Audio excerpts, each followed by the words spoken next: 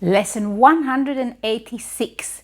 The salvation of the world depends on me, on you, on us. Welcome to the Qigong support for A Course in Miracles students. I am Judith and this is the Lucid Mind Center. Before we start reading our Course in Miracles lesson and contemplating it together, I like to line up together with you to get us both into a receptive mode, lining up, opening up to our higher self, and that way be more centered, be more within our core, be more connected to the core being, to our true self. It's going to be a very short Qigong alignment, and after we have contemplated the lesson, this is a 3-page lesson, then I'm going to guide you to a Qigong class where I'm suggesting that you apply the Course in Miracles lesson to, where I have left particular spaces and cues for you to remember your lesson and also allow yourself to connect to your higher self, to your true self, to your holy self, remembering that you are actually the child of God, the Son of God, the Christ consciousness. So let's line up straight away. We have done this the last few days. If you've done the class with me, this is already familiar to you.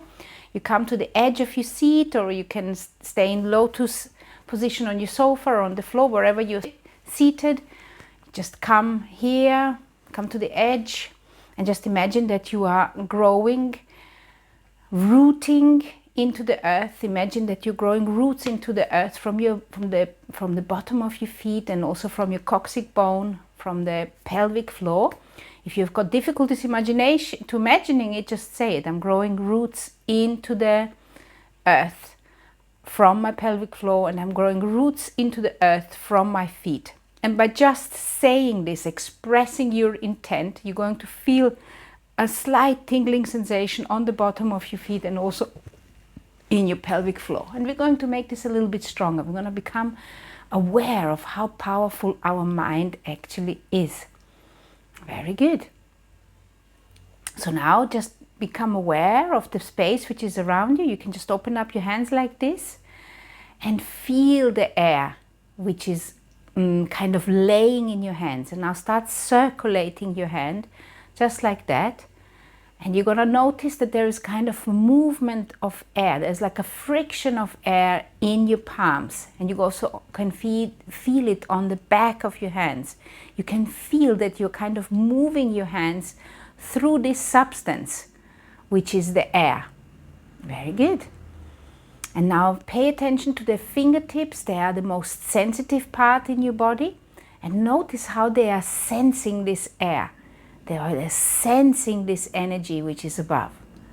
What you are feeling are two things. You are feeling in your palms, you are feeling the air, but you're also feeling the space which is above, the universe which is above. And below, on the bottom of your hands, you are feeling the pull of the earth. Notice that the pull of the earth on the back of your hands is different than the sensation of reception, that you are receiving something in your palm of your hands. It's a kind of a different sensation. Very good. You're just becoming aware of the different energy flows which are surrounding our body, and that those energies are called qi in Chinese. They are called vital force energy, and they are just everywhere. They are not just in living beings. It's in the air, it's in the space which is surrounding our Earth, our planetary system, our sun, our galaxy. It is everywhere. Very good. And now turn it around, turn your hands around and feel how this energy is different now. Notice how your hands, how your palms are pulled downwards. This is the pull of the earth. And still notice how your palm of your hand, the back of your hands are actually kind of receiving an energy. So the earth is pulling down, it is attracting, and the universe is expanding. This is an interaction between heaven and earth. And you remember only a few lessons ago we talked about that you did not make the earth and the heaven. You did not make it. What you made is the illusion about the heaven and the earth. Is your illusion about all those different names we are using for all the different symbols which we are perceiving with our senses. So you just connect there again. Very good. And now I would like you to collect this fresh air around you, increase the circulation. Very good. And now bring that air into your nose. Inhale, and now expand that awareness down towards your pelvic floor. Exhale through the mouth. Imagine that you're cleansing that central channel. Inhale and exhale. And one more. In and ex. Very good. You're probably noticing that there is some sort of a balance happening here between the mouth and the pelvic floor. But we want to have a connection from above our head all the way down deep into the earth. So what we do, we bring up the energy of the earth all the way above. This is the yin force. Inhale, connect to the heavenly force, and now exhale the heavenly force together with the yin energy, the yin and yang, through that central channel of yours. This is also called the Tai Chi pole, the yin-yang pole, the conductor of energy between yin and yang. Let's do two more. Inhale up and exhale down. And last one, inhale and exhale. Very good. Notice how you feel. Notice the connection. Notice your presence. You see, your body and your breath is always present during that human experience. So one of my big messages to you as a Qigong instructor is that you use the breath and the body to return back into that present moment. Sometimes as Course in Miracles students, I've been a Course in Miracles student since late 2008, we make it so incredibly difficult. We're dismissing the body because we have misunderstood some of the messages here in the Course. And the Course is clearly saying that you are supposed to sink deep within. And so you gotta decide, where is that deep within me? And I find that Qigong explains it really well. So now you become aware, and now sit back on your sofa, relax, get yourself a cup of tea. You can pause this video, get yourself a cup of tea or a coffee or some water, and let's read and contemplate this lesson together. Lesson 186. The salvation of the world depends on me. Here is the statement that will one day take all arrogance away from every mind. Here is the thought of true humility, which holds no function as your own, but that which has been given you. Let me repeat this. Here is the thought of true humility, which holds no function as your own. So there is no function which you have given you yourself, but that function which has been given to you. You have got there's a function which has been given to you and to me, to all of us. It offers your acceptance of a part assigned to you without insisting on another role. It does not judge your proper role, but acknowledges the will of God is done on earth as well as heaven. Do you hear this? The will of God is done on earth as well as heaven. So both earth and heaven are within the will of God. So therefore you have not made the earth and you have not made the heaven. It is very important that you become aware of that, because it's arrogance to say this is all illusion. Because it's not illusion, the heaven and the earth. What is illusion is the way you're looking at it, and maybe even the way you're seeing it. But it's not an illusion what is there, because it always is there.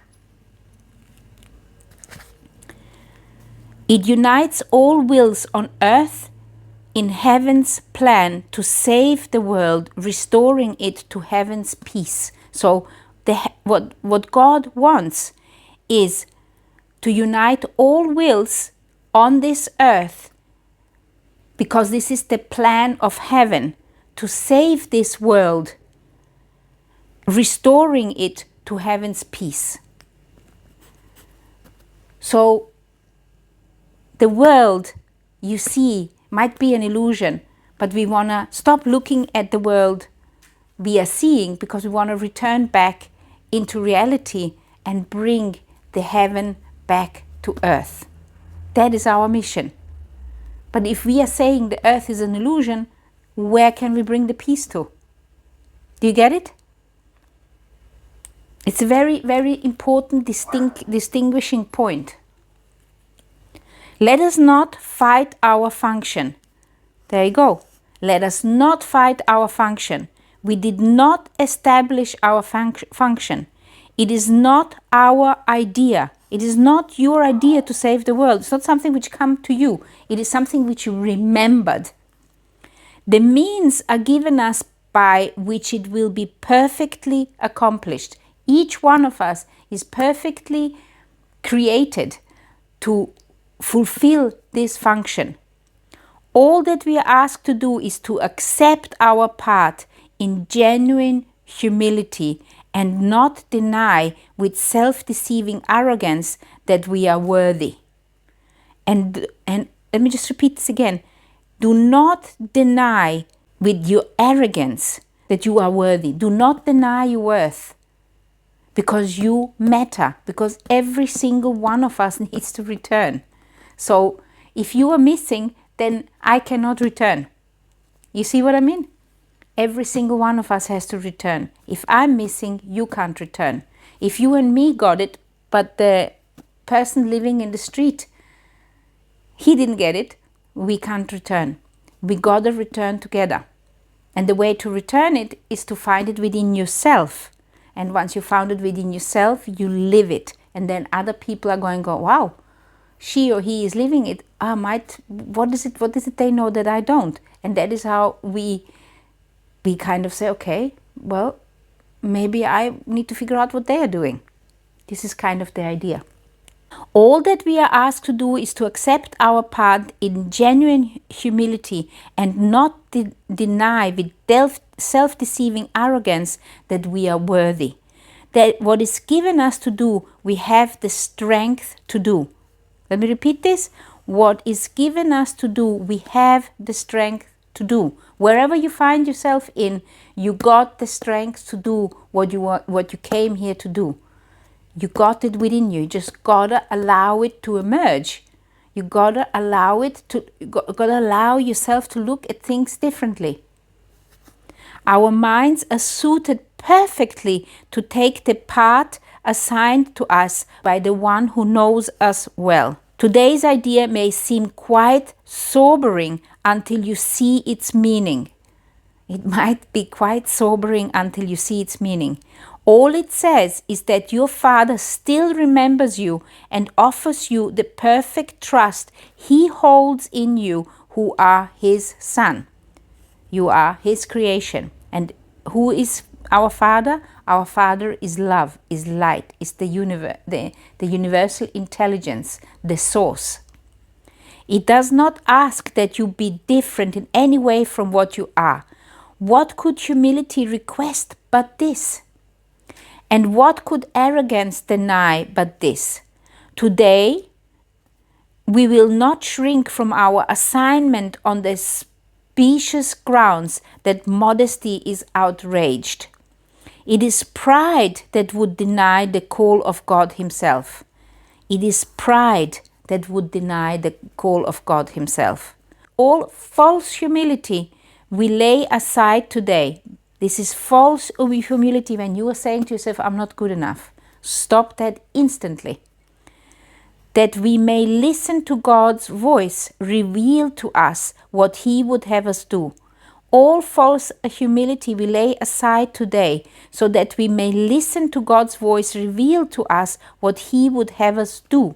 And you can only do if you can hear Him. So you gotta stop the ego cacophony. We've been doing this now for 180 days. We've been retraining this. And most of us are not doing this the first time. We do not doubt our adequacy for the function He will offer us. We will be certain only that He knows our strength, our wisdom, and our holiness. And if He deems us worthy, so we are. It is but arrogance that judges otherwise. What it also means is that whatever task you are here to do, and you maybe don't like the task you're doing, maybe you have got great resistance in like, oh God, why do I have to do this? Maybe you're working in an office and you're like, why do I have to be in this office? Well, your task is to be in this office, otherwise you wouldn't be in there. And maybe there's somebody in that office who needs to see you be who you are, opening up to allowing yourself to be who you are, so that person in that office can wake up too. So it's not about finishing up your Excel or writing those 1,300 emails. It's not about that. But maybe it's about the way you're writing that email to that person who's going to receive it, which is going to change something in them.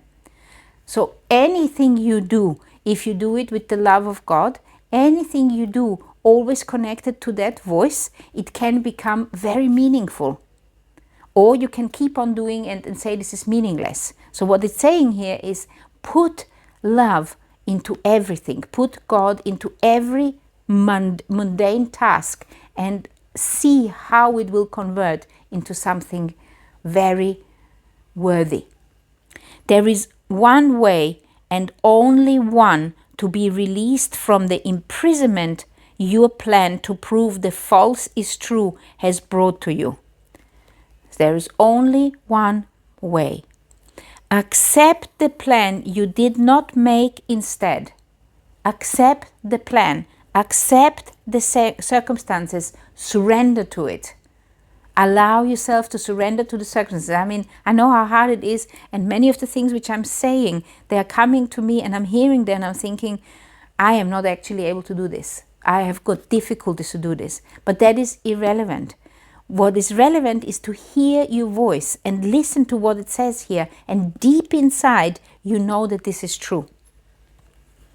Accept the plan you did not make instead. Judge not your value to it. If God's voice assures you that salvation needs your part and that the whole depends on you, be sure that it is so. The arrogant must cling to words, afraid to go beyond them to experience which might affront their stance. Do you hear this? The arrogant must cling to words. They cling to words without the meaning. And that's not what we are doing. We are going behind. We are going into the meaning. We are figuring out what each one of those words actually means to us. And if we haven't got the meaning right, we don't need those words. We are going behind. We are not afraid. We are affronting our stance. Yet are the humble free to hear the voice which tells them what they are and what to do. So you got to allow yourself to sink back into the truth of who you are. Arrogance makes an image of yourself that is not real. It is this image which quails and retreats in terror as the voice for God assures you that you have the strength, the wisdom, and the holiness to go beyond all images.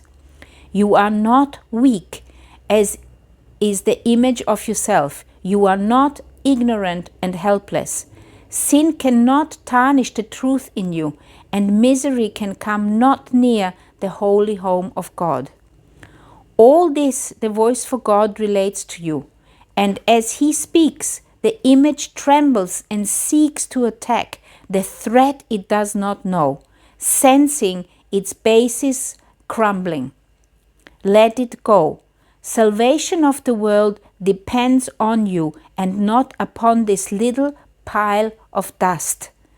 What can it tell the Holy Son of God? Why need He be concerned with it at all? So the salvation depends on you, the Holy Son of God, this light within you, that decision to make within you that you are going to do what you came here to do and be who you came here to be. And this can be a struggle sometimes within yourself, because you're struggling with their ego, you are battling there.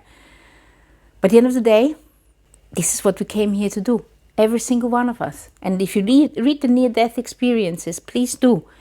Get any book about near-death experiences and hear those stories of those people who have seen the being of light, how things have changed in their mind when they have seen it and come back to deliver it to us. What can it tell the Holy Son of God? Why need he be concerned with it at all? And so we find our peace. We will accept the function God has given us, for all illusion rests upon the weird belief that we can make another for ourselves. Another function. It's a weird belief that you can make another function for yourselves. Our self-made roles are shifting, and they seem to change from mourner to ecstatic bliss of loved and loving. We can laugh or weep and greet the day with welcome or with tears. This is our choice. Our very being seems to change as we experience 1,000 shifts in mood, and our emotions raise us high indeed or dash us to the ground in hopelessness. Is this the Son of God? Could he create such instability and call it Son? He who is changeless shares his attributes with his creation. All the images his Son appears to make have no effect on what he is. They blow across his mind like wind-swept leaves that form a patterning an instant, break apart to group again and scamper off, or like mirages seen above a desert rising from the dust. These unsubstantial images will go and leave your mind unclouded and serene when you accept the function given you. The images you make give rise to but conflicting goals, impermanent and vague, uncertain and ambiguous. Who could be constant in his efforts or direct his energies and concentrated drive towards goals like these?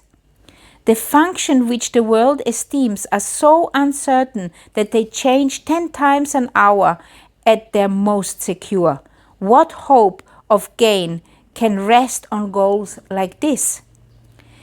In lovely contrast, certain as the sun's return each morning to dispel the night, your truly given function stands out clear and wholly unambiguous.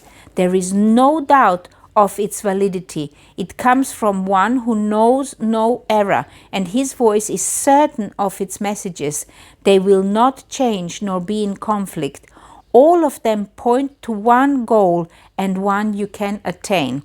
Your plan may be impossible, but God's can never fail because is its source. God's plan can never fail because he is the source of the plan. And your plan is to be happy, joyous, to find the light within yourself and expand it. And the light does not have to be a light like you see it. It has to be a certainty that you are connected at all times to this holy self, to this Holy Spirit of yours. And the light is always expands. And that is what is meant by the word light. First of all, it's light, as in not weight. Doesn't wear you down. It doesn't make you heavy. And the second of the meaning is that it always expands. Light expands into all direction, and so does love. So therefore love and light are the same, and that is what you are. And your function is to discover this within you and let it shine. Manifest the glory of Spirit, manifesting the glory of love. Do as his voice directs, and if it asks a thing of you that seems impossible, remember who it is that asks and who would make denial. Then consider this: which is more likely to be right?